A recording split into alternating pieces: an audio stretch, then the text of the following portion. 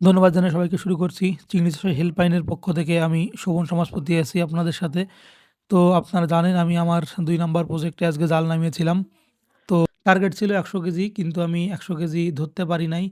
আমার এখানে মাছ উঠছিল ৯০ কেজি। আমি ৯০ কেজি মাছ হারভেস্ট করছি আজকে আমার এই ২ নাম্বার প্রজেক্ট থেকে। আপনারা জানেন আমার এই প্রজেক্টটা ৯০% এখানে মাছ দেওয়া ছিল ৪০,০০০ এর মতো।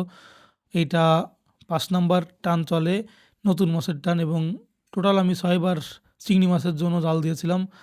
৬ টান আমি এইখান থেকে মাছ ধরছি। তো সব কয়বারই আপনারা জানেন ১০০ কেজি, ১১০ কেজি, ৯০ কেজি এরকম মাছ আমি হারভেস্ট করছি। তো এখানে আমার এখন পানি সংকট দেখা দিচ্ছে। পানি মোটামুটি শেষ পর্যায়ে আর ১-১.৫ ফিট পানি আছে আমার এভারেজ ক্যানেল বাদে।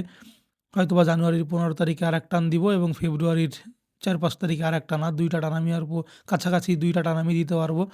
তো এই ২ টানের পরে হয়তোবা আমার খেঁচা কাটার প্রস্তুতি নিতে হবে।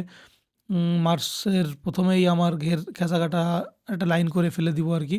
যে সময় আমি প্রতি বছরই করি আরকি। এই হচ্ছে মাছের অবস্থা।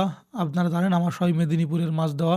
তো সামনের বার আমি প্রজেক্ট আরও বাড়াবো এবং সেইখানে হয়তোবা ওয়ালমেল কালচার করব আরকি। তো দেখেন আমার যে মাছের কোয়ালিটি হয়তোবা খুবই সুন্দর কোয়ালিটি আপনারা দেখতে পাচ্ছেন। লাগে না আরকি এর থেকে ভালো মাছ, কিন্তু দাম যদি একটু কমে পাই তাইলে কালচারে যাবো ওয়ালমেল। যদি দাম বেশি থাকে তাইলে আমি এটা দিয়েই কালচার করব। আমার এই মেদিনীপুরের মাছটা একটু দামি মাছ। ওই সচরাচর যে মেদিনীপুরে মাছটা আপনারা ছাড়েন তার থেকে কিছু দাম বেশি আরকি। তো চলেন আপনাদের বাজারে নিয়ে যাই। বাজারের দাম কেমন আপনাদের দেখাই।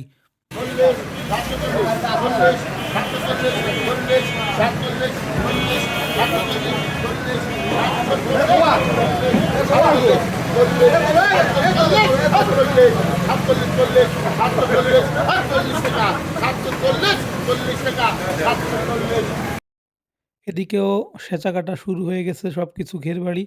তো তাই মাছের অনেক চাপ। দাম তাই একটু কম। ধন্যবাদ সবাইকে। সাথে থাকবেন, পাশে থাকবেন।